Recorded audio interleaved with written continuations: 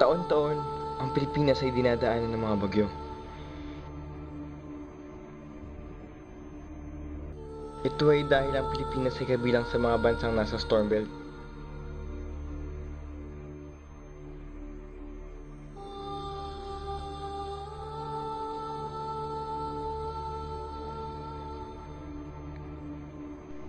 Ang mga bagyong dumadaan sa Pilipinas ay nagdudulot ng matinding pagbaha na nagiging rason ng pagkapinsala ng infrastruktura, agrikultura at mga pagkasawi.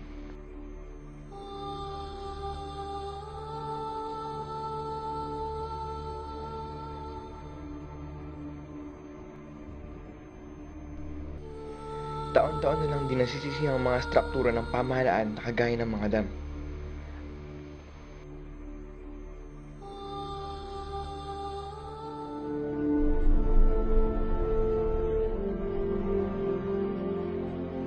Dahil dito, bumuo kami ng grupo at minabuti naming alamin ng mga bagay-bagay tungkol sa sinasabing nilang pinagmumulan ng mga matitinding pagbaha.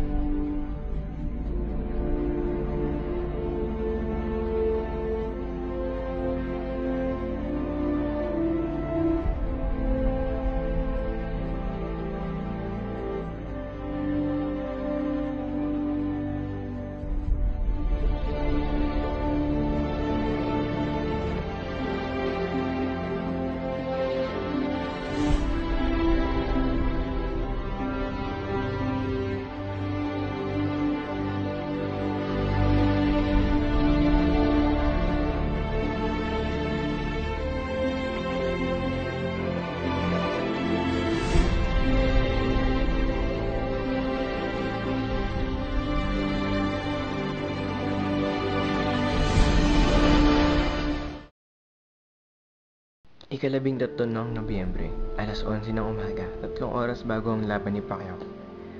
Nagtipon ng aming grupo upang sadyain ang Angat Dam sa Norsagaray, Bulacan. Hindi naging biro ang aming pagtungo sa Angat Dam. Inabot kami ng mahigit 3 oras sa biyahe. Sa aming biyahe, di kalayuan bago dumating ang Angat Dam, aming nakita ang Ipo Dam. Kami ay labis na namangha kaya't pinahinto namin ang sasakyan at kinuna nito ng mga larawan. Nandito kami ngayon sa gate papuntang Angat Dam.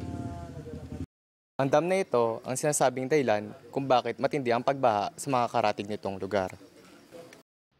Hindi pinalad na makapasok ang aming grupo sa loob ng Angat Dam.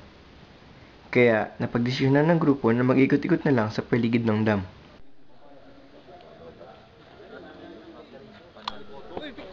Ako na lang kukuha, Pabia. Kayo kukuha ng ko. Sino panalo? Hindi mo lang kayo dun.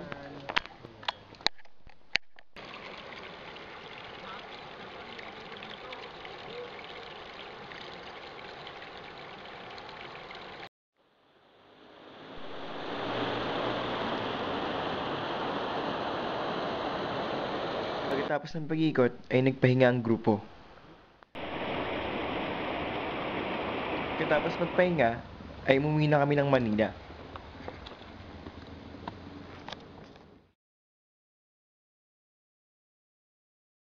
Kinabukasan ay nagpunta kami sa head office ng Napocor upang direktang magtanong ng mga bagay-bagay tungkol sa mga dam.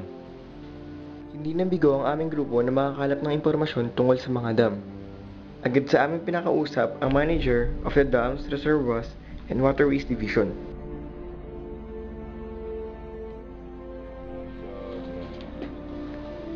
Ito ang aming naging panayam.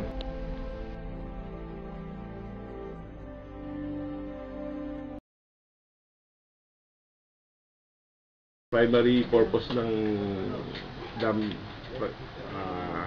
pag may bagyo is to mitigate the flood. Yun ay kung may function siya ng flood control. Meron kasing dam na walang function ng flood control. So, kung wala siyang function ng flood control, ang gagawin lang niya, kung ano yung dumating na baha, siya din yung i-discharge. Let's say, dumadating na baha is 100 or 1,000 cms. I-discharge lang niya sa 1,000 cms para nagra-run off lang siya. So, ang run off is really pinalalagpas lang niya.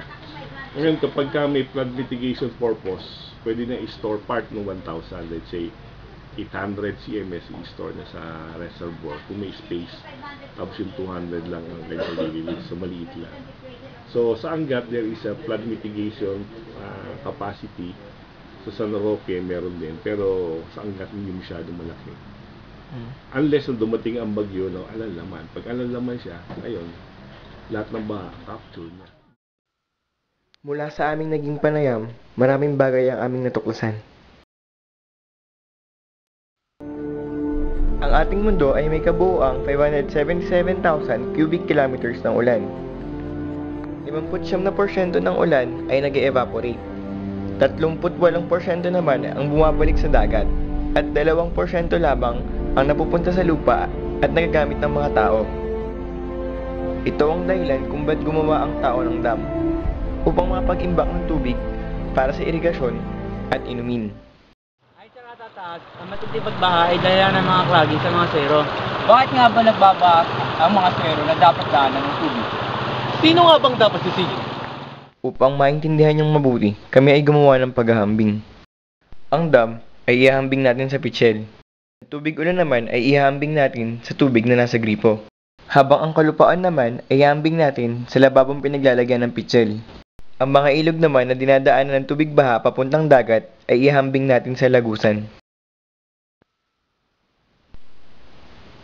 Sa tuwing bumabagyo, ang mga dam ay nilalagyan ng tubig. Ang mga tubig nito ay kinokontrol ng dam upang hindi bahain ng bigla ang kalupaan.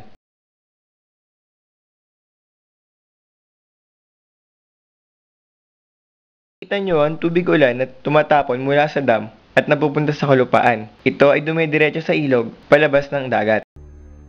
Ang ilog ay nagkakaroon ng mga sediments. Dahil sa mga illegal logging at kaingin system, wala nang punong humahawak sa mga lupa kaya nagkakaroon ng landslide. Tuwing umuulan, ito ay dire-diretso sa mga ilog na nagpapababaw sa mga ilog at nagpapataas sa mga baha. Isa na ring dahilan sa pagbaha ang mga squatter area malapit sa mga ilog. Sila ang pangunahing dahilan kung ba't sumisikip ang mga ilog na daanan sana ng mga tubig baha galing sa matataas na lugar. Sa nalaman namin ito, aming napagtanto na hindi talaga ang dam ang salarin kung ba't bumabaha sa ating bayan. Ang ginagawa ng tao sa kalikasan ay binabalik lamang sa kanila ng kalikasan. At dahil sa walang masisihang mga tao, sinisisi na lang nila ito sa mga struktura ng pamahalaan.